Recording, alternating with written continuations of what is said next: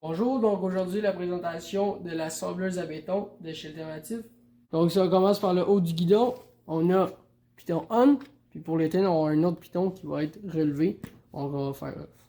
Après, on a la petite poignée qui nous sert de lever et baisser le guidon comme on veut. Et on peut le ramener complètement par l'avant pour dans le transport s'il manque de place. Dans un V8, ça rentre super bien.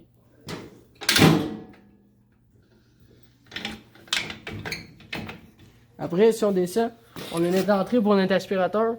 C'est bien important d'utiliser des aspirateurs faits pour la poussière de béton. Si la poussière de béton, vous pouvez prendre un aspirateur de chez vous. Elle va durer 3 minutes et les fils vont être pleins. Parce que la poussière de béton, c'est extrêmement petit. Donc, je suggère fortement de louer ou de prendre, d'utiliser une sableuse pour la poussière de béton. Donc, après, on a l'ajustement pour les roues. Donc, on va juste venir lousser ça ici. Et après, on a notre poignée.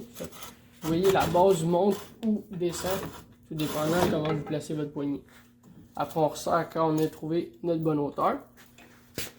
Après, si vous alliez par ici, on a une poignée pour le transport. Fait que c'est quand même une machine assez lourde. Fait qu'une personne ici, une personne sur le guidon, ça va assez bien. Et après, on a notre contour qui va faire, ça va absorber la poussière vers la sortie ici pour notre aspirateur pour essayer d'avoir le moins de poussière à l'intérieur parce que la poussière de béton, du silice, c'est assez nocif. Donc, après, comme je l'ai dit, on peut mettre notre aspirateur. On vient la brancher ici. Donc, dernière étape, il nous reste juste à brancher notre super machine. Donc, extension qui vient avec twist lock. Donc, on prend la partie en L, on vient la mettre avec le contact en L et on tourne juste un peu, même pas un quart de tour, et on est prêt à l'utilisation. Donc, comme j'ai dit auparavant, on a on ici.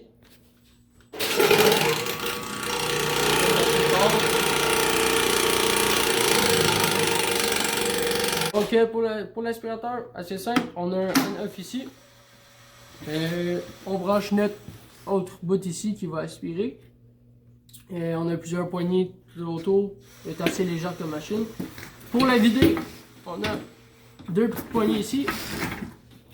Et après, on peut lever le top. C'est sûr que c'est plein de poussière. La poussière de béton, il en reste toujours. Donc, on a nos trois fils. C'est ça qui fait la différence entre un aspirateur normal ou un aspirateur pour béton. En fait, à chaque 10 secondes, c'est toujours deux fils qui fonctionnent, puis un fil que l'air est poussé dans l'autre sens pour que la poussière tombe dans le fond du baril. Et c'est là que vous allez venir vider votre baril. Donc en fait, ça va être plein de poussière. Vous allez la vider et vous pouvez recommencer l'opération. Donc on la remet comme ça. On s'assoit nos deux petits clips qui restent à l'extérieur.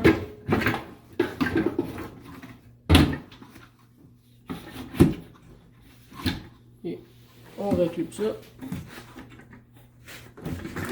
De l'autre côté, on a notre petite extension.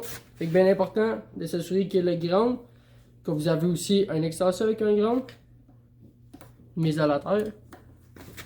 Et votre autre bout aussi avec une mise à la terre. La machine est capricieuse, fait qu'il y a absolument besoin de ça. Et d'utiliser une extension de construction et la plus courte possible. Parce que c'est toujours mieux parce que ça tire beaucoup d'ampérage. Donc une sableuse à béton, ça tire beaucoup d'ampérage. Donc souvent il y a des clients qui ont des problèmes que le breaker saute à plusieurs reprises. Donc en fait ce que vous pouvez faire c'est prendre une partie de votre maison ou de où vous êtes puis de s'assurer qu'il n'y a rien de branché sur le même circuit à part la sableuse à béton comme ça. En fait elle tire comme de 14 à 15 ampères. Donc à 15 ampères le breaker peut sauter. Donc, assurez-vous qu'il y ait seulement la machine sur le même circuit, comme ça, votre breaker risque de moins sauter. L'aspirateur, on a dû brancher notre fil sur notre machine et sur notre aspirateur. Il nous reste juste à partir. Le cut que vous entendez, c'est normal.